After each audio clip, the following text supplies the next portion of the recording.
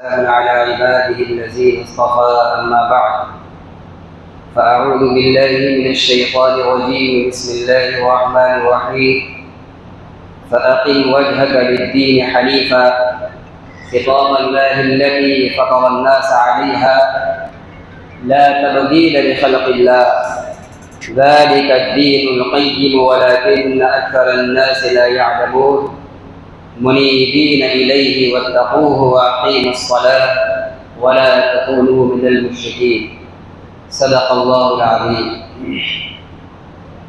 حضرات گرامی، محترم بزرگ اور دوستوں اور عزیز ساتھیوں، آج کی اس نشست کا مقصد اپنے ملک کے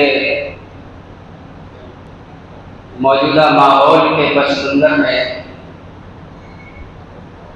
اپنے اسلامی قوانین، قرآن اور شرعی احکام کی حفاظت کے سلسلے میں غور و خوض، اس سلسلے میں کچھ مذاکراتی اور یاد دہانی کی باتیں ہیں۔ میرے محترم بزرگ اور دوستوں، ہم اور آپ دنیا کے کروڑ انسانوں کے بیچ میں مسلمان کے نام سے جانے جاتے ہیں۔ مسلمان کی نسبت ہے مذہب اسلام کی طرف، اور مذہب اسلام اس دنیا کے اندر اللہ تعالیٰ کے برگزیدہ پیغمبر انبیاء کرام علیہ الصلاۃ والتسلیم کے ذریعے حضرت آدم علیہ الصلاۃ والتسلیم سے آنا شروع ہوا ہے، اور سید الانبیاء والمرسلین خاتم النبیین حضرت محمد رسول اللہ صلی اللہ علیہ وسلم کی آمد اور آپ کی بعثت پر اس اسلامی قوانین کی تکمیل اور اس کا تتمہ ہوا ہے۔ آپ صلی اللہ علیہ وسلم پر ہم لوگ ایمان رکھتے ہیں۔ آپ پر ایمان اور آپ کے کلمے کے یقین اور اقرار کے بعد ہم پورے انسانی برادری کے بیچ سے مومن اور مسلمان کہلاتے ہیں۔ آپ پر ایمان رکھنے کے بعد، مسلمان اور مومن بننے کے بعد، آپ پر جو اللہ کی طرف سے قرآن اتارا گیا ہے اور اس قرآن کو سمجھانے میں، اس کی تشریح امت کے سامنے پیش کرنے میں آپ نے 23 سال کی مشقت بھری زندگی پیش کی ہے۔ قرآن کے تشریحات اور اس کے اعمال اور اس کے بیانات کو کر کے دکھلایا ہے، اور وضاحت طلب باتوں کو اپنے ارشادات کے ذریعے واضح فرمایا ہے۔ آپ کی وضاحتوں کو حدیث اور سنت کے نام سے محفوظ کیا گیا ہے۔ یہ اب قرآن و حدیث اور کتاب و سنت کی شکل میں پورا مذہب اسلام اور اسلامی قوانین ہمارے سامنے موجود اور محفوظ ہے، اور آپ کے غلام بننے کے بعد ہم اسی کے مکلف اور اسی کو برتنے کے پابند ہیں، اس لیے کہ ہمارے اپنے ایمان کے نتیجے میں ہمارا عقیدہ یہ ہے کہ یہ دنیا کی زندگی سب کچھ نہیں ہے۔ دنیا کی زندگی اصل انسان کی انتہا نہیں ہے، بلکہ دنیا کی زندگی کے بعد ایک دوسری دنیا برپا کی جائے گی جس کو عالم آخرت کہا جاتا ہے۔ وہاں کی زندگی کو اللہ نے ہمیشہ کی زندگی کو بنایا ہے۔ وہاں کامیابی اور ناکامی دونوں کا صلہ اور اس کے انعام کے لیے دو جگہیں تیار کر رکھی ہیں۔ ناکامی کے لیے جہنم کو تیار کر رکھا ہے، اور کامیابی کا انعام دینے کے لیے، اپنی رضا اور خوشنودی سے نوازنے کے لیے جنت کی عظیم الشان نعمتوں کو تیار کر رکھا ہے۔ وہ زندگی ہمیشہ کی ہوگی، لیکن وہاں کی کامیابی پا لینا، ناکامیوں سے بچ جانا، دنیا کے اندر حضرت محمد رسول اللہ صلی اللہ علیہ وسلم کے دین و شریعت کے مطابق زندگی گزارنے پر موقوف ہے۔ جب تک اس چند روزہ دنیا کی عمر کے اندر قرآن و سنت کو اپنی زندگی کے اندر اتاریں گے نہیں، ہم آخرت میں سرخرو اور کامیاب نہیں ہو سکتے۔ چاہے وقتی دنیا کے اندر کچھ ہمیں کامیابیاں نظر آنے لگے، لیکن آخرت کی کامیابی کی کوئی گارنٹی نہیں ہے۔ اب اس پورے دین کو جو قرآن و حدیث کی روشنی میں ہمارے سامنے پیش کیا گیا ہے، پورے دین کا خلاصہ بنیادی طور پر 5 چیزیں ہیں، 5 دین کے بنیادی شعبے ہیں۔ پورا دین انہی 5 کے اندر سمٹا ہوا ہے۔ پہلا شعبہ ہے عقائد اور ایمانیات کا، دوسرا شعبہ ہے عبادات کا، تیسرا شعبہ ہے معاملات کا، چوتھا شعبہ ہے اخلاقیات کا، اور 5واں ہے معاشرت کا۔ دین کی پوری تعلیم انہی 5 شعبوں سے متعلق ہے۔ عقائد کا تعلق دل سے ہے، اللہ کے بارے میں، اللہ کی صفات کے بارے میں، رسول اللہ صلی اللہ علیہ وسلم کی نبوت و رسالت، آپ کی تعلیمات کے بارے میں، جنت کے بارے میں، جہنم کے بارے میں، آخرت کے بارے میں، قیامت کے بارے میں، مرنے کے بعد دوبارہ زندہ کیے جانے کے بارے میں، قبر کے اندر سزا اور جزا کے بارے میں، میدان محشر کے بارے میں، اور پھر جنت و جہنم کی نعمتوں اور جہنم کی تکالیف، یہ جو ساری چیزیں ہیں ہمیں قرآن اور حدیث سے، رسول اللہ صلی اللہ علیہ وسلم سے معلوم ہوئی ہیں۔ ہم ان سب کو نبی صلی اللہ علیہ وسلم کی بیان اور آپ کے تعلیم کے مطابق دل سے اس پر یقین رکھتے ہیں۔ جس کی جو کیفیت بیان کی گئی ہے، جس کی جو ترتیب اور تفصیل بیان کی گئی ہے، ہم اس کو 100% یقین مانتے ہیں دل سے۔ عقائد کا تعلق دل سے ہے، جو مختلف کلموں کے اندر، ایمان مفصل کے اندر، ایمان مجمل کے اندر، اللہ تعالیٰ کے 99 جو نام ہیں اسماء الحسنیٰ، ان کے اندر، اور بھی مختلف موقع بموقع عقائد کی چھوٹی چھوٹی کتابوں کے اندر سب جمع کیے گئے ہیں، بیان کیے گئے۔ ان کا تعلق تو دل سے ہے، اور ہم اور آپ اپنے علم کے مطابق حتی الامکان اپنے عقیدے کو درست کرنے کی، اور دین اسلام کے مطابق ان چیزوں کو جس کو ابھی گنوایا گیا، دل سے اس کی کیفیت کو، اس کی صداقت اور حقانیت کا ہم یقین کرتے ہیں، مانتے ہیں۔ اگر دین کے اس پہلے شعبے کو، جو تمام کی بنیاد ہے، اس کو ہم نے دل سے قبول کر لیا، یقین کر لیا، تو دین کے 5 شعبے میں سے گویا ایک شعبہ ابھی ہماری زندگی کے اندر آیا ہے۔ گویا 5 شعبوں کو اگر پرسنٹیج کے حساب سے کہا جائے، ایک شعبے کا 20% پڑا، گویا دین کا، اسلام کا 20% ہماری زندگی کے اندر آیا۔ اب عقائد کی درستگی کے بعد عبادات کا معاملہ ہے، نماز ہے، روزہ ہے، زکوٰۃ ہے، حج ہے، تلاوت ہے، تسبیحات ہیں، اذکار ہیں، فرض عبادتیں ہوں، واجب اور سنت اور نفل عبادتیں ہیں، یہ جو ہم کرتے ہیں عبادتیں، قربانی ہے، یہ ساری چیزیں عبادات کے اندر آتی ہیں۔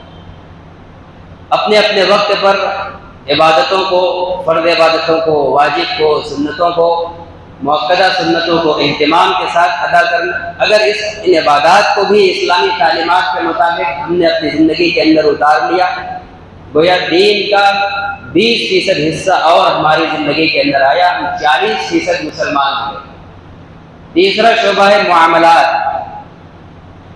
معاملات میں آتا ہے تجارت، کاروبار، کسی کو کوئی گفٹ دینا، ہبہ کرنا وغیرہ، لین دین جو انسانی ضروریات کے لیے مختلف لین دین کرتا ہے۔ بزنس اور کاروبار کی جو شکلیں ہیں، ظاہر ہے کہ ہمارے نبی نے اس کے سلسلے میں بھی ہدایات جاری فرمائی، قرآن نے اس سلسلے میں بھی راستہ دکھلایا ہے۔ نبی اکرم صلی اللہ علیہ وسلم کا غلام بن جانے والا انسان جو مسلمان اور مومن بن گیا، اپنی تجارت میں اور انسانوں کی طرح آزاد نہیں ہے کہ جہاں سے چاہے، جیسے چاہے مال کما لے، جس کا جیسے چاہے لوٹ لے، کھسوٹ لے۔ معاملات کے اندر بھی وہ نبی کی تعلیم اور ہدایات کا پابند ہے۔ اگر ہم نے اپنے معاملات کو، کاروبار اور تجارت کو، لین دین کو، اپنے کرایہ داری کے معاملات کو، مزدوری کے معاملات کو، تمام کو دین کی روشنی کے مطابق سچائی اور امانت داری کے ساتھ انجام دیا، اس کو بھی اپنے دین کے سانچے میں ڈھال کر پورا کیا، تو گویا دین کا 20% حصہ اور ہمارے اندر آیا، ہم 60% مسلمان ہو گئے۔ اس کے بعد چوتھا نمبر ہے اخلاق۔ اخلاق چند آپس میں انسانوں کے ساتھ ہماری بول کیسی ہو، کوئی ہمارے ساتھ اذیت اور بربریت کا معاملہ کر رہا ہے تو ہماری طرف سے کس خوش اسلوبی اور نرم گفتگو اور پیار محبت کے لہجے کا اظہار ہو، جو آپ صلی اللہ علیہ وسلم کے کریمانہ اخلاق کا ہم تذکرہ سنتے اور پڑھتے ہیں۔ ایک مسلمان بھی اپنی زندگی کے اندر اس نبوی اخلاق کو اتارنے کا پابند ہے۔ اگر ہم نے اس کو بھی اتار لیا، ہمارے لوگوں سے بول میٹھے ہو گئے، اخلاق برتاؤ سلوک ٹھیک ہو گیا، تو گویا دین کے چوتھے شعبے کا ایک 20% حصہ اور آیا، 80% مسلمان ہیں۔ پانچواں شعبہ ہے معاشرت کا، آپس کا رہن سہن۔ ایک گھر کے اندر، ایک کمرے کے اندر کہہ لیجئے، میاں بیوی اور اس کے بچوں کا رہن سہن، گھر کے باہر جو اور کمرے ہیں مکان کے اندر اپنے روم کے علاوہ، اور بھائی ہیں، رشتہ دار ہیں، مخلوط فیملی اور مخلوط گھرانوں کے اندر، پھر پورے گھر کے ساتھ ایک دوسرے کے ساتھ سلوک و برتاؤ، کیا طریقہ زندگی ہوگا رہن سہن کا، ایک خاندان کے ساتھ، پڑوس کے ساتھ، محلے کے ساتھ، اپنے پورے اطراف و جوانب کے ساتھ کیا ہمارا رہن سہن کا طریقہ ہونا چاہیے۔ اس میں بھی ہم آزاد نہیں ہیں، ہمارے دین کا ایک بہت اہم باب ہے۔ اس شعبے کے اندر نکاح کا تعلق معاشرت سے ہے، طلاق کا تعلق معاشرت سے ہے، خلا کا تعلق معاشرت سے ہے، حضانت کسی غیر کے بچے کو گود لینے کا تعلق معاشرت سے ہے۔ مر گیا گھر کے اندر کوئی انسان، اب اس نے جو مال جائیداد چھوڑی ہے اس کی تقسیم جو اس کی وراثت ہے، تقسیم وراثت کا مسئلہ، اس کا بھی تعلق معاشرت سے ہے۔ بچے کی پرورش، بچے کو دودھ پلانا عورت کا، اس کا بھی تعلق معاشرت سے ہے۔ میاں بیوی کا آپس کے اندر رہن سہن، ایک دوسرے کے حقوق برتاؤ، والدین اور اولاد کے حقوق اور برتاؤ، بھائیوں اور بہنوں کے آپس کے حقوق اور سلوک اور برتاؤ، یہ سب کا تعلق معاشرت سے۔ اسی طرح عورت کے شوہر کا انتقال ہوتا ہے یا کبھی عورت کو طلاق ہو جاتی ہے تو اس کی عدت کا مسئلہ، یہ سب معاشرت کے اندر آتا ہے۔ یہ معاشرتی زندگی کے اندر بہت ساری چیزیں آتی ہیں۔ ان تمام جگہوں پر اپنے نبی کی تعلیم کو اپنانے کے ہم پابند ہیں، فرض ہے ہمارے ذمہ۔ صرف نمازیں فرض نہیں ہیں، وراثت کی صحیح تقسیم بھی فرض ہے۔ صرف نماز فرض اور حج فرض نہیں ہے، بیویوں کے حقوق بھی ہمارے ذمہ فرض ہیں، والدین کے حقوق بھی فرض ہیں، اولاد کے حقوق بھی فرض ہیں، مختلف رشتہ داروں کے آپس میں حقوق اور تعلقات بھی فرض، مختلف ذمہ داریاں ہیں۔ یہ معاشرت کے اندر یہ ساری چیزیں آتی ہیں۔ ان معاشرتی نظام کو بھی اگر ہم نے دین کے مطابق ڈھال دیا، ہماری معاشرت نبی کی تعلیم کے مطابق ہو گئی، تو گویا دین کا 20% حصہ ہماری زندگی کے اندر آ گیا اور ہم 100% مسلمان ہو گئے۔ اب جس میں جتنی کوتاہی ہوگی اسی اعتبار سے اس کے مسلمان ہونے کا پرسنٹیج کم رہے گا۔ 100% مکمل ہر شعبے میں ہم دین کو فالو کر رہے ہیں، پانچوں کے اندر انسان 100% مسلمان ہے، وہی ولی کامل ہے۔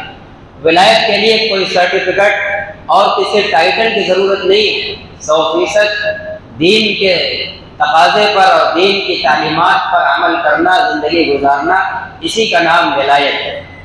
بعض بزرگوں کے واقعات ہیں کہ ان کے پاس کچھ ان کے تعلق والے آئے اور ہفتہ اور مہینہ گزارا، پھر کچھ کہے بغیر جانے لگے۔ پوچھا بھائی کیوں آئے تھے، اتنے زمانے تک رہے، نہ کوئی ضرورت اپنی بتلائی، نہ آنے کا مقصد بتلایا۔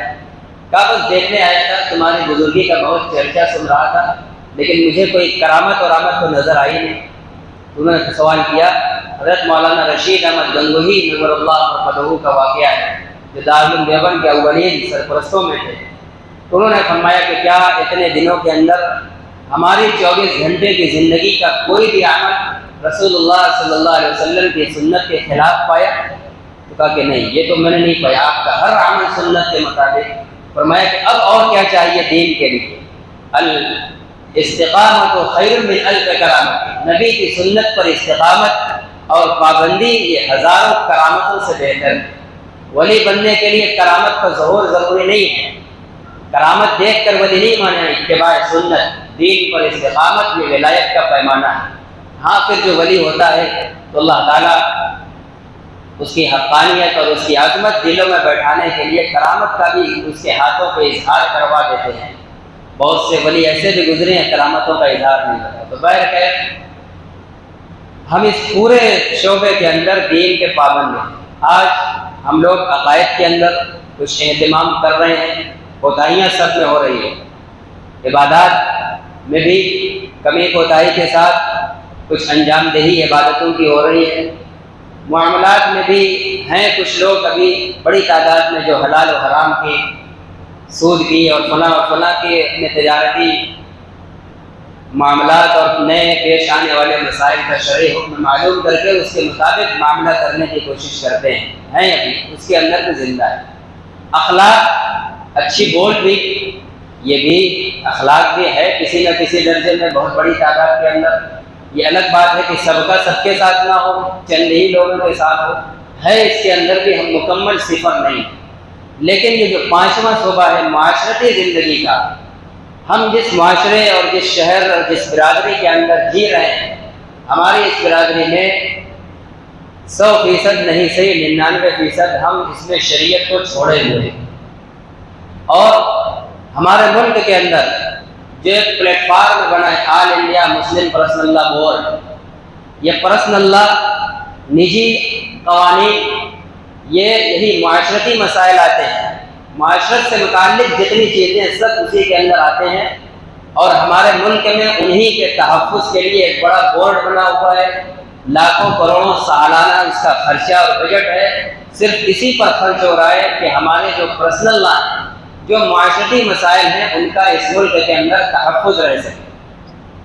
اس ملک کے اندر ہمیشہ سے کبھی یہ ملک اسلامی اسٹیٹ نہیں بنا ہے، مسلمان حکومت رہی ہے، مغلوں کی حکومت 50 سال رہی ہے، 800 سال سے زائد حکومت اس ملک کے اندر اسلام اور مسلمانوں نے کی ہے۔ لیکن تمام مذہب کے ماننے والوں کو اپنے معاشرتی مسائل میں اپنے دھرم اور مذہب کے مطابق عمل کرنے کی کھلی اجازت تھی، مسلم حکمرانوں میں بھی اور مسلم حکمرانوں سے پہلے ہندو حکمرانی میں بھی۔ لیکن جب مسلم حکومت کے ختم ہونے کے بعد انگریزوں کا تسلط ہوا ہے، ان لوگوں نے یہاں سب سے پہلے مسلمانوں کے معاشرتی مسائل، جس کو آج کی زبان میں پرسنل لا کہتے ہیں، مسلم پرسنل لا، مسلمانوں کے معاشرتی مخصوص مسائل جو قرآن اور حدیث سے ثابت ہیں، اللہ کے بنائے ہوئے ہیں، اس کو ختم کرنے کی کوشش کی۔ اس زمانے میں انگریزوں سے ہمارے بزرگوں نے مقابلہ کیا، ان سے اپنی لڑائی لڑی، لڑائی کے نتیجے میں ان کو کامیابی ملی، اور سن 1937 کے اندر شریعت اپلیکیشن ایکٹ برٹش گورنمنٹ کے اندر منظور ہوا، جس میں مسلمانوں کو یہ آزادی ملی قانونی اعتبار سے کہ مسلمان اپنے معاشرتی مسائل میں، یعنی اپنے نکاح، طلاق، خلا، حضانت، تقسیم وراثت، عدت، ہبہ، ان تمام اپنے معاشرتی مسائل میں اپنی شریعت پر عمل کرنے کے لیے آزاد ہے۔ حکومت اپنا قانون اس کے اوپر نہیں تھوپے گی، اس کو ماننے پر مجبور نہیں کرے گی۔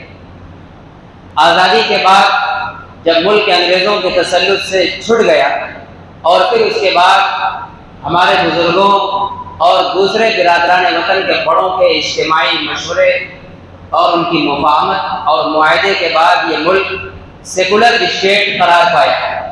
وہ شریعت اپلیکیشن ایکٹ ہندوستان کے سیکولر اسٹیٹ میں بھی اس کو جوں کا توں باقی رکھا گیا۔ اس سیکولر اسٹیٹ کے ایکٹ کا بھی اس کو حصہ بنایا گیا، اور اسی نام سے شریعت اپلیکیشن ایکٹ کے نام سے اس کو باقی رکھا گیا۔ اور دوسری بعض دفعات کے ذریعے یہ واضح آزادی دی گئی کہ مسلمان اپنے پرسنل لا پر عمل کرنے میں خود مختار ہے، اس کے اوپر عدالتوں کے اور حکومتوں کے قوانین نافذ نہیں۔ عیسائی اپنے مذہبی پرسنل لا پر عمل کرے گا، سکھ اپنے پر، قبائلی اپنے پر، آدیواسی اپنے ریت اور رواج پر، ہندو اپنے پرسنل لا پر، تمام جو مذہبی اکائیاں ہیں سب کو یہ آزادی دی گئی۔ اور اس کے علاوہ جو مشترکہ چیزیں تھیں جو ایک انسان پر انسان ہونے کے ناطے لاگو ہو سکتی ہیں، پورے ہندوستانی باشندوں کو برابر کے درجے کے قوانین میں رکھا گیا، سب پر نافذ کیا گیا۔ لیکن یہ پرسنل لا سب کا محفوظ رکھا گیا، اس کی حفاظت کی ضمانت دی گئی۔ 1972 کے اندر ملک کے اندر جو پرانے لوگ جانتے ہیں، شاہ بانو نامی عورت کا کیس سامنے آیا، جس میں ہندوستان کی عدالت نے مسلمان کے پرسنل لا میں مداخلت کی اور یہ فیصلہ صادر کیا کہ مسلمان جب کسی عورت کو طلاق دے دے گا تو وہ اپنی طلاق دی عورت کا زندگی بھر خرچہ اٹھائے گا، جبکہ یہ قرآن قانون کے خلاف ہے۔ قرآن کا قانون یہ ہے کہ طلاق یافتہ عورت کو اس کا شوہر جس نے طلاق دیا ہے اس کی جو عدت طلاق ہے 3 ماہواری تک اس کو رہائش، کھانا، کپڑا سب کچھ شوہر کے ذمہ واجب ہے۔ اس کے بعد پھر وہ شوہر کی ذمہ داری سے نکل جائے گی، اس کے جو گھر میں اس کے باپ ہو یا اس کے بھائی لوگ ہوں وہ اس کے نفقہ اور خرچہ کے ذمہ دار ہیں، اور یا پھر وہ شادی کی عمر ہے دوسرے کسی شوہر سے نکاح کر لے تو وہ اس کا ذمہ دار ہو جائے گا۔ لیکن یہ جو قانون بنایا جا رہا تھا اس کا یہ تھا کہ اگر وہ کہیں نکاح کر بھی لے تب بھی یہ پہلا طلاق دینے والا شوہر زندگی بھر اس کا خرچہ اٹھائے گا۔ ہمارے بزرگ ہندوستان کے اکابر علماء اس کے خلاف کھڑے ہوئے اور اتنی شدت اور مضبوطی کے ساتھ آواز اٹھائی کہ ہندوستان کی پارلیمنٹ کے اندر سپریم کورٹ کے اس قانون کو رد کیا گیا اور یہ اعلان کیا گیا کہ مسلمانوں کا جو ان کا مسلم پرسنل لا ہے اسی کے مطابق ان کے اپنے فیصلے اور معاملات ہوں گے۔ اور پھر یہ ہمارے بزرگوں کی دور رس نگاہ اور ان کی بصیرت افروز سیاست نے اس بات کو بھانپ لیا کہ یہ شوشہ یہیں ختم نہیں ہوگا، بار بار پرسنل لا کو چھیڑنے کی کوشش کی جائے گی۔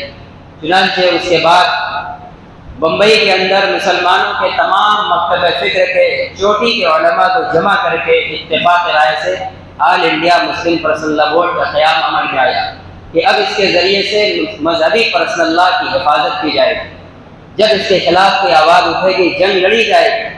اس وقت سے آج تک مسلسل وہ لوگ جد و جہد اور کوشش کرتے چلے آ رہے ہیں۔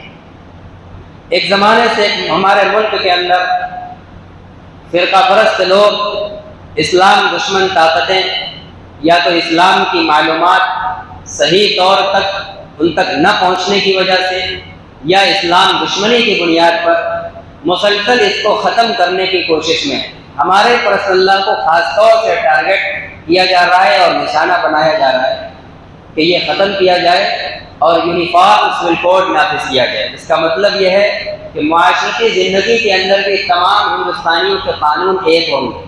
وہ جو قانون بنائیں گے اسی کے مطابق تمام ہندوستانیوں کا نکاح ہوگا، اسی کے مطابق طلاق ہوگی، اسی کے مطابق وراثت کی تقسیم کا مسئلہ ہوگا، بچوں کے گود، تمام مسائل پھر حکومت کے بنائے ہوئے قانون کے مطابق انجام دیے جائیں گے۔ ظاہر ہے کہ ایک مسلمان اس کو گوارا نہیں کر سکتا۔ مسلمان تو مسلمان ہے ہی اسی لیے کہ وہ خدا کا اس کے قانون کے آگے مر مٹنے کے لیے وہ کلمے کا اقرار کر چکا ہے، اور صدیوں سے ہمارے پورکھوں میں یہ سلسلہ چلا رہا ہے کہ اسی دین کے سربلندی کے لیے، اس پر عمل کرنے کے لیے نہ صرف یہ کہ وہ عملی جد و جہد کرتا ہے بلکہ اگر کہیں تحفظ کے لیے جان کی بازی کی لگانے کا موقع آتا ہے تو جان کی بازی بھی ہمارے بزرگوں نے بھی لگائی ہے اور آج بھی لگائے جا رہا ہے، اور آئندہ بھی انشاءاللہ قیامت تک ان قوانین اسلامیہ کی حفاظت مسلمانوں کی عملی جد و جہد کے ساتھ ان کی جان کی قربانیوں سے بھی ہوگی۔ تو اس وقت بھی یہ مسئلہ پھر ایک بار اٹھایا گیا ہے اور بڑی شدت کے ساتھ اٹھایا گیا ہے، اور فرقہ پرست اس وقت اتنے طاقتور ہیں کہ اب ایسا محسوس ہو رہا ہے کہ وہ اس وقت وہ اپنے پالیسی اور اپنی پرانی سازش کے اندر کامیاب ہو جائیں گے اور اس کو نافذ کر دیں گے۔ اس سلسلے میں ہندوستانی لا کمیشن نے مسلمانوں کی اور دیگر ہندوستان کی بڑی تنظیموں سے اور ہندوستانی باشندوں سے ایک رائے عامہ طلب کی ہے، اور بڑا عجیب و غریب طریقہ اس کا ہے، جی میل کے ذریعے، جو ہر آدمی موبائل نہیں چلاتا، اس کا طریقہ نہیں جانتا، اس کے ذریعے سے رائے مانگی ہے۔ اللہ جزائے خیر دے ہمارے بزرگوں کو، مسلم پرسنل لا بورڈ کے ذمہ داروں کو۔ ان لوگوں نے رائے مسلمان کس طرح دے گا پورا مضمون دے کر اپنا لنک وغیرہ اور QR کوڈ وغیرہ سب تیار کر کے جاری کر دیا ہے، اس کو اسکین کر کے، تاکہ مسلمان پڑھا لکھا انپڑھ سب آسانی کے ساتھ اپنا احتجاج درج کرا دیں کہ ہمیں یونیفارم سول کوڈ، یکساں سول کوڈ منظور نہیں ہے۔ ہم اس ملک کے اندر جب تک زندہ رہیں گے مسلم پرسنل لا کے ساتھ زندہ رہیں گے، اپنے معاشرتی مسائل اور معاملات کو مسلم پرسنل لا کے مطابق انجام دیں گے، اس لیے کہ ہم خدا کی مخلوق ہیں، خدا کے بنائے ہوئے ہیں، اور ہم نے اس کی الوہیت اور وحدانیت کا اور حضرت محمد رسول اللہ صلی اللہ علیہ وسلم کی نبوت اور رسالت کا اقرار و یقین کیا ہے۔ ہم اس کے ہٹ کر زندگی نہیں گزار سکتے۔ چاہے جان چلی جائے جان دینا گوارا ہے، لیکن ہاتھ سے محمد رسول اللہ صلی اللہ علیہ وسلم کی شریعت چلی جائے یہ ہم مسلمانوں کو گوارا نہیں ہے۔ ہم اپنا سب کچھ آپ کی شریعت کے مطابق ہی انجام دیں گے۔ قرآن حدیث سے ہٹ کر کوئی قانون بنایا جائے وہ ہم اپنے اوپر نافذ نہیں مانتے۔ لا تبدیل لکلمات اللہ، قرآن کا یہ اٹل اعلان ہے، اللہ کے بنائے ہوئے قوانین اور اس کی باتوں اور اس کے کلمات میں کسی انسان کی مجال نہیں ہے کہ اس میں تبدیلی کر سکے۔ خدا کا قانون وہ اٹل ہے، اس میں کسی انسان کے بس کی بات نہیں ہے تو اس میں تبدیلی کر سکے۔ فطرت اللہ التی فطر الناس علیہا، یہ اللہ تعالیٰ کا ایک فطری نظام ہے۔ انسان کی فطری اور اس کی شرفت کے اندر اس کی طبیعت کی جو آواز ہے وہی آواز کو اللہ نے اسلام کا لبادہ پہنایا ہے۔ یہ انسان کی خلقت سے زائد کوئی چیز نہیں ہے، انسان کے نفسانی تقاضوں سے اوپر کوئی چیز نہیں ہے۔ اسلامی قوانین انسان کی پوری تخلیق کا، پوری بناوٹ کا ایک جز ہے۔ ایک انسان اپنے پورے مجسمے کے ساتھ، جسم و جان کے ساتھ جب وجود پذیر ہوتا ہے اور گندے ماحول سے دور اگر زندگی گزارتا ہے، اس کے پورے بدن کی تکمیل کے ساتھ، ہوش و حواس کی اور شعور کی زیادتی کے ساتھ اس کے اندر کی جو آواز ہوتی ہے، جو تقاضا ہوتا ہے، یہی خدائی قانون ہوتے ہیں۔ وہ فطرت ہے، وہ انسان کی پیدائشی چیز ہے۔ اس کے بغیر جس انسان کے اندر یہ اسلامی قوانین نہ ہو وہ ادھورا انسان ہے، اس کی انسانیت مکمل نہیں ہے، چاہے کہ مسلمان ہونا، کامل ہونا تو دور کی بات ہے۔ فطرت اللہ التی فطر الناس علیہا، یہ اللہ کا بنایا ہوا قانون ہے، اور اس کے اندر ذرہ برابر یہ غلط اور باطل کی طرف توجہ نہیں ہے، بالکل یہ سیدھا راستہ ہے۔ ذالک الدین القیم، یہی اللہ کا بنایا ہوا قانون سب سے سیدھا، سب سے مضبوط اور درست قانون ہے۔ یہی انسانی جسم کے سانچے اور اس کے اندر کی آواز پر مکمل فٹ بیٹھتا ہے، اس کے علاوہ کوئی قانون فٹ نہیں بیٹھتا۔ اسی لیے انسان جتنا بھی قانون بنا رہا ہے ہر کوئی دن کے بعد اس میں کمی محسوس ہوتی ہے، اس میں تبدیلی ہوتی ہے، اضافہ ہوتا ہے، کمی بیشی ہوتی ہے، اس لیے کہ وہ خود بناتا ہے۔ انسان اپنی سوچ کے مطابق، انسان ظاہر کے اعتبار سے بناتا ہے، انسان اپنے اندر کو نہیں پڑھ پاتا ہے۔ اللہ خود اس انسانی مشین کو بنانے والے ہیں، اس کے اندر کی ضروریات کو، کس کل پرزے کو کون سے تیل کی ضرورت ہے، کس کی ضرورت ہے، وہ اللہ جانتا ہے۔ اس لیے وہ جو قانون بنائے گا وہ ہمیشہ کا ہوگا، وہ انسان کے اوپر بالکل فٹ آئے گا۔ اس لیے ہمارا یہ اعلان ہے لا تبدیل لکلمات اللہ، اللہ کے قوانین میں تبدیلی کو ہم گوارا نہیں کر سکتے، اس کو ہم برداشت نہیں کر سکتے۔ ہمارا تو اعلان ہے وَمَن لَّمْ يَحْكُم بِمَا أَنزَلَ اللَّهُ فَأُولَٰئِكَ هُمُ الْكَافِرُونَ وَمَن لَّمْ يَحْكُم بِمَا أَنزَلَ اللَّهُ فَأُولَٰئِكَ هُمُ الظَّالِمُونَ وَمَن لَّمْ يَحْكُم بِمَا أَنزَلَ اللَّهُ فَأُولَٰئِكَ هُمُ الْفَاسِقُونَ۔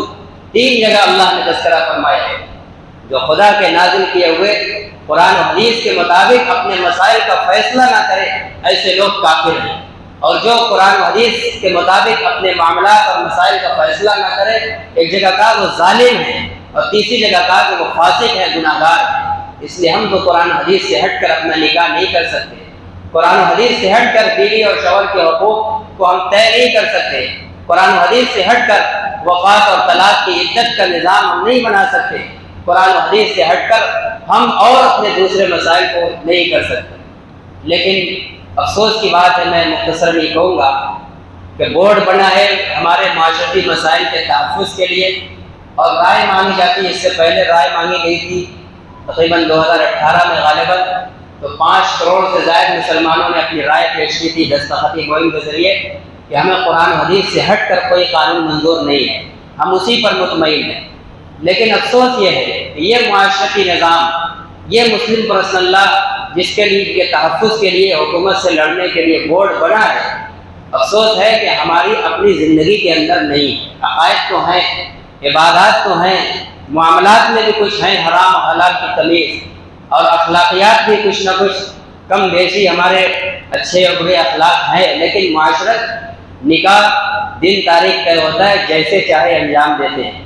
شوہر اور بیوی اور دوسرے کے کیا حقوق ہیں، کیا ذمہ داریاں ہیں، کچھ نہیں بنایا جاتا۔ ایک مظلوم بن کر گھر کے اندر بہو زندگی گزارتی ہے، اور عجیب و غریب قسم سے کبھی شوہر کے ظلم کے شکار، کبھی گھر شوہر کے رشتہ داروں کے ظلم کے شکار بن کر زندگی گزارتی ہے۔ اس کے علاوہ جب طلاق کا معاملہ آتا ہے طلاق مجبوری کی ایک چیز اللہ نے رکھی ہے، ایک نعمت ہے، لیکن یہ وہ نعمت نہیں ہے کہ جس کا ہر وقت استعمال کیا جائے۔ انسانی مزاج ہے، کسی وجہ سے نہیں، دو مختلف مزاج کے مرد عورت جمع ہوئے تھے، لیکن بدقسمتی سے نباہ نہیں ہو سکا، تو اب یہ نہیں ہے دوسری قوموں کی طرح کہ بس اب جھیلو، اپنی زندگی کو جہنم بنا کر رہو۔ ایک آپشن رکھا ہے کہ نہیں کوئی شکل ہو رہی ہے، بڑے اور سماج کے ذمہ دار لوگ بھی سمجھاؤ بجھاؤ کی کوشش کے بعد بھی کوئی دونوں کا ایک دوسرے کی طرف دل نہیں جڑ رہا ہے، تو یہ ایک آپشن ہے ایسے وقت میں طلاق کے ذریعے عورت کو جدا کر دیا جائے، یا اگر شوہر بیوی مظلوم ہے، شوہر کی طرف سے زیادتی ہے اور یہ چھوڑ بھی نہیں رہا ہے، تو بیوی کو حق یہ ہے کہ وہ دارالقضا میں جا کر اپنا معاملہ پیش کر کے وہ خلا کروا لے، نکاح اپنا ختم کروا لے۔ اس طریقے سے چھٹکارے کی ایک شکل رکھی گئی ہے تاکہ بوقت ضرورت یہ کام آ سکے۔ نکاح کا مقصد ہے سکون حاصل کرنا، سکون نہیں حاصل ہو رہا ہے طلاق کے ذریعے جدائی، پھر عورت کہیں اور نکاح کر لے گی، ہو سکتا ہے وہاں دل مل جائے، اچھے سے زندگی گزار لے گی، اس شوہر کو کوئی دوسری دل میں آ جانے والی بیوی مل جائے، زندگی اس کی بڑھ جائے، تو ایک بہترین نظام تھا۔ لیکن اس طلاق کے نظام کو ہم لوگ جیسے چاہے تیسے، ذرا سے انبن ہوئی طلاق کا استعمال، اور جب اجازت تھی تو ہمیں یہ ترغیب دی گئی کہ بس ایک طلاق دے دو اور 3 ماہواری گزر جائے گی، وہ تمہارے نکاح سے نکل جائے گی، نہیں رکھنا چاہو جہاں چاہے نکاح کر لے، اور اگر بالفرض 3 مہینے ماہواری گزرنے کے بعد پھر ایک دوسرے کے دل میں محبت جاگ گئی، رکھنا چاہ رہے تو پھر نکاح کرنے کا آپشن موجود رہے گا۔ لیکن اس میں بھی نہ سیکھنے کی وجہ سے عام طور سے 3 طلاق دی جاتی ہے، اور پھر عموماً جب پچھتاوا ہوتا ہے تو اب مفتیوں کے پاس دوڑتے ہیں، اور بسا اوقات کبھی دوسرے مسلک میں جا کر پھر حرام حالات پوری زندگی خراب ہو رہی ہے۔ اس میں بھی ہم نے اپنے دین کو، معاشرت کو چھوڑ دیا ہے۔ گود لینے کے مسائل، کسی غیر کے بچے کو گود لینا یہ اسلام میں پسندیدہ نہیں ہے، حتی الامکان اس سے بچا جائے۔ یہ کوئی پسندیدہ چیز نہیں ہے کہ ہم کو اولاد نہیں ہوئی تو دوسرے کی اولاد کو گود لے لیا۔ مجبوری ہے کوئی ایسا بچہ ہو معصوم نابالغ جس کا ماں باپ بچپن ہی میں گزر گئے اور اس کا کوئی دادا چچا، کوئی ماما، کوئی رشتہ دار نہیں ہے، اب کوئی آدمی رحم اور محبت اور شفقت کے طور پر لے لے وہ الگ بات ہے، لیکن ایک ضرورت کے وقت یوں ہی اولاد نہیں ہوئی کسی دوسرے کا بچہ اور بچی گود لے لیا، اسلام اس کو پسند نہیں کرتا ہے، یہ کوئی اچھا کام نہیں، اس سے حتی الامکان بچنا چاہیے۔ اچھا جب لے لیا کسی کے گود کو تو عدالت سے لکھا پڑی، اور بچے کے جو اصل باپ تھا اس کا نام ہٹ جاتا ہے، یہ گود لینے والا باپ اس کی ولدیت میں اپنا نام چڑھوا دیتا ہے، یہ حرام ہے۔ ایسا کرنے والا جنت کی خوشبو بھی نہیں پائے گا، جنت میں جانا تو دور کی بات۔ اسی طریقے سے جب بچہ گود لے لیا گیا تو بچہ جس کا اصل تھا بڑا ہوتا ہے، جب وہاں اس کے باپ کا انتقال ہوتا ہے تو یہ بچہ وہاں وراثت سے محروم رہتا ہے، وہاں سے اس کو کچھ نہیں ملتا، محروم کر دیا جاتا ہے۔ یہ بھی غیر اسلامی طریقہ ہے، ظلم ہے اس کے ساتھ۔ اور جو گود لیا ہے اس کی وراثت سے اس کو دیا جاتا ہے، یہ بھی غیر اسلامی ہے۔ اس کی وراثت اس کے جو خونی رشتہ دار ہے وہاں جائے گا، ٹھیک ہے پال رکھا ہے تو اپنی زندگی میں 1/3 کی وصیت کر دے، اس سے زیادہ پالک تو اس کا نہیں ملے گا۔ اس کے جو اپنے ورثہ ہیں، اس کی اولاد نہیں ہے، اس کی بیوی ہے، اس کے بھائی ہیں، جو بھتیجے ہوں گے، قریب کے اگر رشتہ دار نہیں تو دور کے خونی رشتہ داروں پر ہی اس کی وراثت تقسیم ہوگی۔ لیکن ہم لوگ اس میں گڑبڑ کر رہے ہیں، گود لینے والا باپ اپنی پوری جائیداد اس کا وہی لے پالک بیٹا لیتا ہے، اور جہاں کا اصل وہ ہے اس کا جو اصلی باپ ہے وہاں سے اس کو کچھ نہیں ملتا۔ اب جو سول کوڈ آ رہا ہے اس میں یہ قانون بنا رہے ہیں کہ جس کو آپ گود لیں گے اس کو گود لینے والا اس کو وراثت دے گا۔ یہ اسلامی قانون نہیں ہے، ہم اس کو تسلیم نہیں کر سکتے۔ گود لینے کا آپشن ہی ہمارے یہاں قابل تعریف نہیں، بچا جائے، اور اگر لیا جائے تو یہ ولدیت پر احتیاط کیا جائے، اور اگر وہ لڑکا ہے اور دودھ پلانے کا رشتہ قائم نہیں ہوا ہے، 2 سال کے بعد لیا ہے، 2 سال مکمل ہونے پر لیا ہے، یا 2 سال سے پہلے بھی لیا ہے، لیکن اس لینے والی عورت نے یا اس کی کسی بہن نے دودھ نہیں پلایا ہے، تو اس عورت سے محرمیت کا تعلق قائم نہیں ہوگا۔ جب بچہ بالغ ہوگا چاہے اس کو اماں کہتا رہے، لیکن یہ عورت اس کے لیے نامحرم ہے۔ جب آ رہا ہے جا رہا ہے ایک غیر محرم سے سامنا کرنے کا وہ گناہ اٹھا رہی ہے، اس لیے اس سے بچنے کی ضرورت ہے۔ اسی طریقے سے وراثت ہم لوگوں نے بہنوں کو اور بیٹیوں کو عموماً بالکل محروم کر رکھا ہے، اس لیے اب وہ جبراً وہ قانون لا رہے ہیں کہ تم نے بالکل محروم کر دیا، ہم ایسا قانون لائیں گے کہ جتنا بیٹے کو ملے گا اتنا ہی دینا پڑے گا۔ اسلام میں بعض مصلحتوں کی بنا پر یہ قانون ہے کہ بیٹے کو ڈبل ملتا ہے اور بیٹی کو سنگل ملتا ہے۔ بیٹی کو بیٹے کا آدھا ملتا ہے، اس لیے کہ بیٹے کی ذمہ داریاں ہیں، ماں باپ کی خدمت ہے، بیوی بچوں کی خدمت ہے، اولاد کی پرورش تربیت ہے، مختلف ذمہ داریاں ہیں۔ اور بیٹی جب نکاح کر کے دوسرے شوہر کے پاس چلی جاتی ہے تو اس کو مہر میں بلکہ مال ملتا ہے، اور اس کے نفقہ خرچہ سب کا ذمہ دار اس کا شوہر ہے، اس کے اوپر کوئی ذمہ داری نہیں۔ حتیٰ یہ کہ اگر گھر میں اس کے ماں باپ بھی ہیں بوڑھے، ان کی بھی کوئی خدمت، دوا، علاج، کھانا پینا کچھ بھی بیٹیوں کے ذمہ نہیں ہوتا ہے۔ اس بنا پر ان کو وراثت میں آدھا رکھا گیا ہے۔ بیٹے کے اوپر حقوق زیادہ ہیں، ذمہ داریاں زیادہ ہیں، اس لیے زیادہ دیا گیا ہے۔ اور یہ اللہ کا قانون ہے۔ ہم نے جب کلمہ پڑھ لیا ہے اسلام کا تو ہم اسی کے پابند ہیں۔ اسی طرح عدت کو ختم کیا جا رہا ہے کہ طلاق ہوگی، عورت فوراً کسی سے چاہے نکاح کر لے۔ اگر کوئی کرتا ہے اس قانون کی خدا نہ کرے بننے کے بعد تو وہ حرام زندگی گزارے گا۔ کوئی عورت اگر ایسا کرتی ہے تو اس کا نکاح درست نہیں ہوگا۔ جس کے ساتھ ازدواجی تعلق قائم ہوگا وہ میاں بیوی نہیں بنیں گے، حرام کاری کرنے والے ہوں گے۔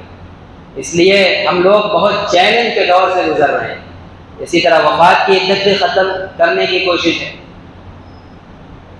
تو یہ چیزیں ہیں ختم کرنے کی ہو رہی ہے۔ تو میں کہہ رہا تھا کہ یہ چیز عملی طور پر ہمارے یہاں بھی ختم ہے۔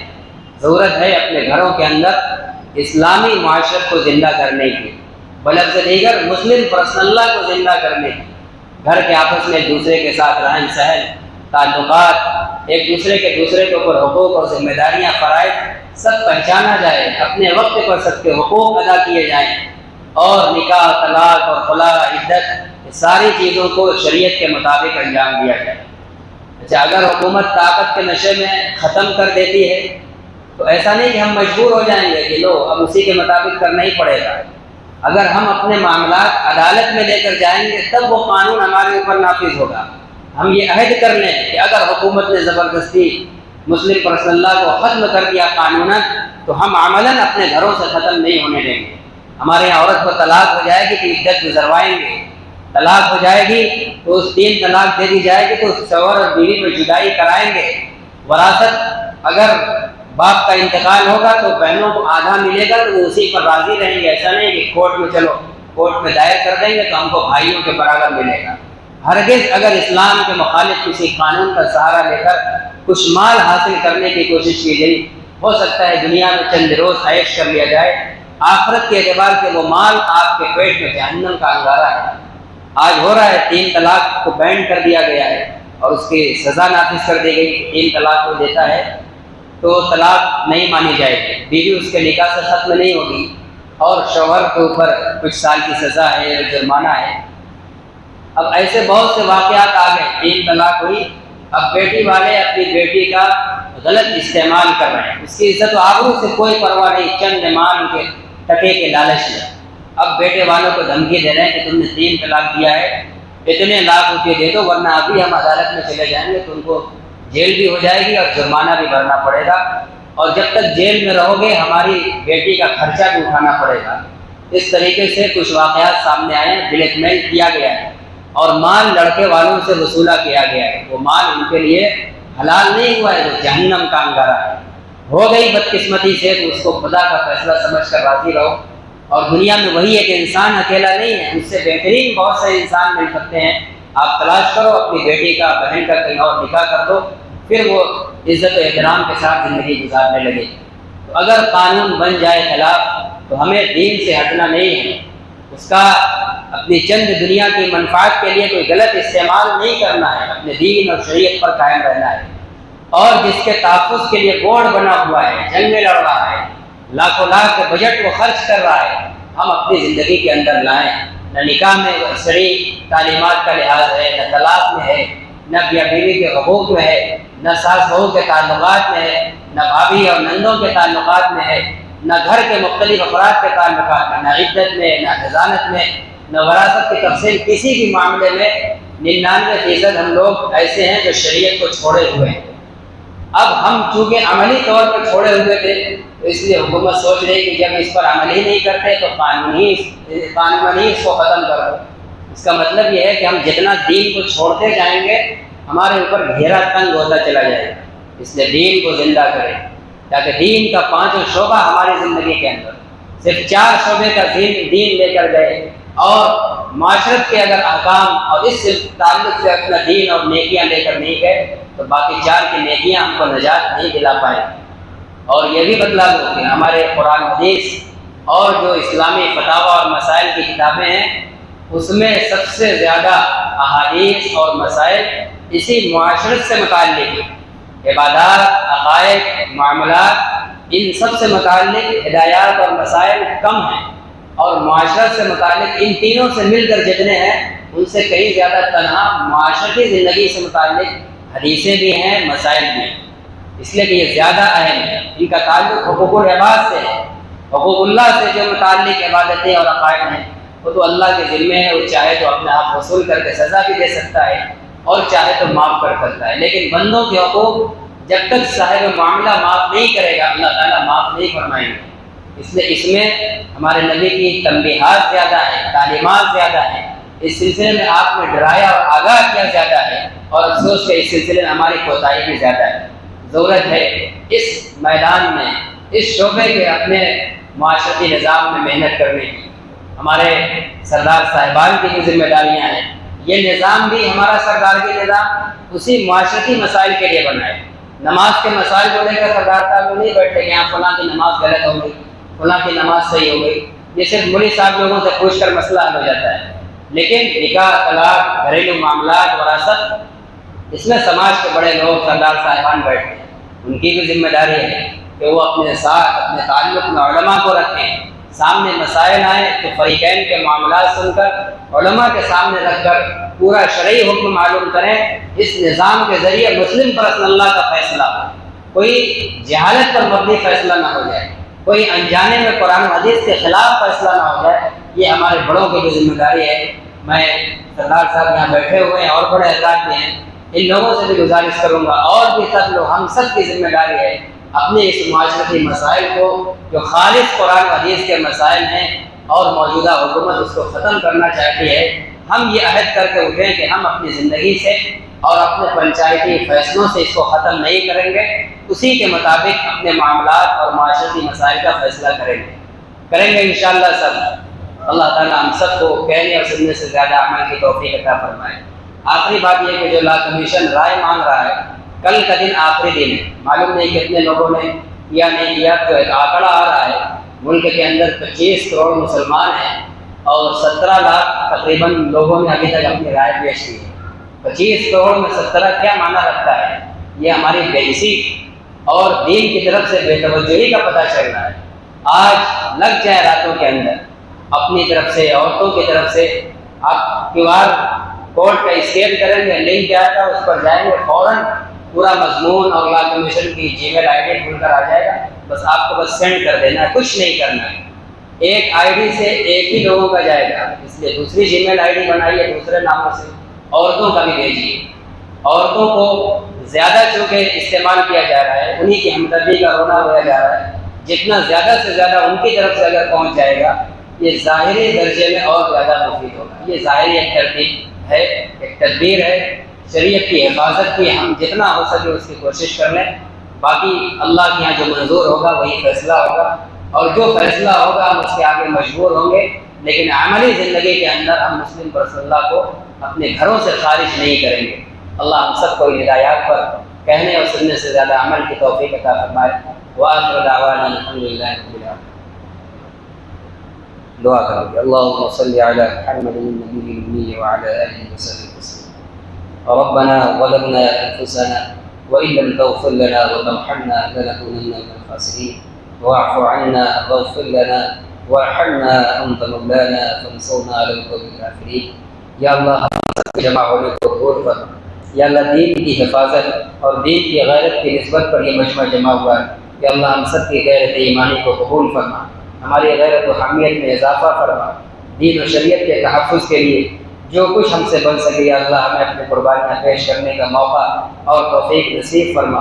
یا اللہ دشمنان اسلام کی ریشہ دوانیوں سے ہمارے ملک کو، ہمارے ملک کے قوانین کو، ہمارے اسلامی قوانین کو محفوظ فرما۔ یا اللہ ہمارے مسلم پر رسول اللہ کی حفاظت فرما، پورے عالم کے اندر مسلم پر رسول اللہ کو زندہ فرما، مسلمانوں کو رسول اللہ کے مطابق اپنے معاشرتی نظام کو انجام دینے کی توفیق نصیب فرما۔ یا اللہ غلط قانون خدا نہ کرے اگر نافذ ہو گیا تو ہم کو اس سے کوئی ناجائز فائدہ اٹھانے کا خیال بھی ہمارے دل کے اندر پیدا نہ فرما، ہمارے دلوں کو کوئی ایسا خیال پیدا ہونے سے پاک و صاف فرما۔ 100% کتاب و سنت کا تابع بنا کر ہم سب کو زندگی گزارنے کی توفیق نصیب فرما۔ یا اللہ تمام حاضرین کی حاضری کو قبول فرما، حاضرین کی جو ضروریات اور تقاضے ہیں سب کی جائز ضروریات اور تقاضوں کو پورا کرنے کی سبیل پیدا فرما، بیماروں کو صحت و عافیت عطا فرما، بدحالوں کو یا اللہ خوشحالی عطا فرما، معیشت کی تنگی میں مبتلا لوگوں کو خوشحال کاروبار عطا فرما۔